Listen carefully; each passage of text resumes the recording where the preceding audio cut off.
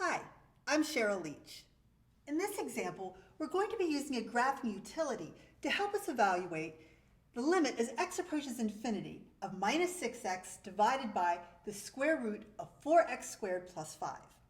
We'll be doing this by using both numerical and graphical techniques. So let's begin with the numerical technique. We have a table set up for us, and we're looking at certain x values that we'd like to plug in. And those x values are going to be getting larger and larger because x is approaching infinity. So I've looked at values 10 to the 0, 10 to the first, the whole way through to 10 to the 6th power.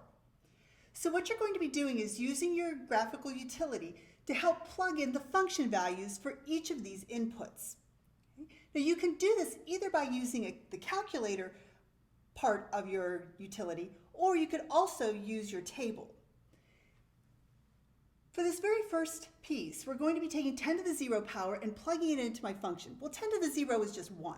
So that's going to be negative 6 times 1 divided by the square root of 4 times 1 squared plus 5. This whole denominator is going to be the square root of 9, or in other words, 3. So I have negative 6 divided by 3. So my first input is a negative 2.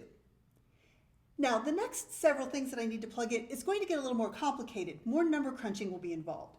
I'm going to plug a 10 in to my function. So I'm going to have minus 60 divided by the square root of 405. That's going to take a little more number crunching. So I'll be right back when I fill in the rest of the table. Okay, and for this last term, 10 to the 6th, when you plug that in, the calculator is going to round it off to a negative 3. Now, one thing I should point out is that depending on what kind of graphing utility you use and whether you use the calculator part of it or the table part of it, the numbers that I've entered here may be rounded in a slightly different way. In fact, you will notice that a lot of these numbers are negative 2.9 with a lot of 9s written after it. Depending again on which technique you use, you may have your calculator rounding this to negative 3 the whole way up here. So again, just be aware that that could happen. All right, well, what we're really interested in is what happens to the function values when the x values get very large. So as the x values get large, what happens to those function values? Well, they get closer and closer to negative 3. So I'm going to say that the limit as x approaches infinity of this function is negative 3 using a numerical approach. Okay.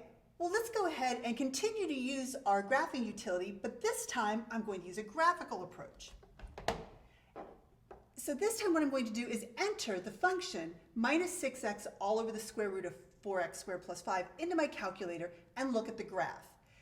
Now, using an x minimum of negative 10, maximum of positive 10, and a scale of 1, along with the y minimum of negative 5, maximum of positive 5, and a y scale of 1 gives me a nice symmetric picture.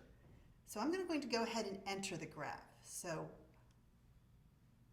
negative 6x divided by the square root of the quantity 4x squared plus 5.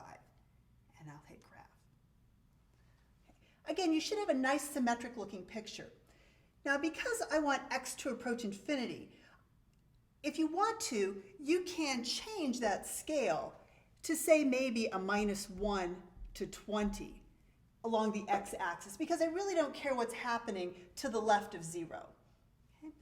Whether you do that or not, that's just a preference. But the next thing you want to do is use your trace feature and go ahead and trace that curve and observe what happens to the y values as the x values get larger and larger. And what you observe is that the y values get closer and closer to negative 3, which is exactly the same answer we got using our numerical technique. I hope that was helpful. Thanks.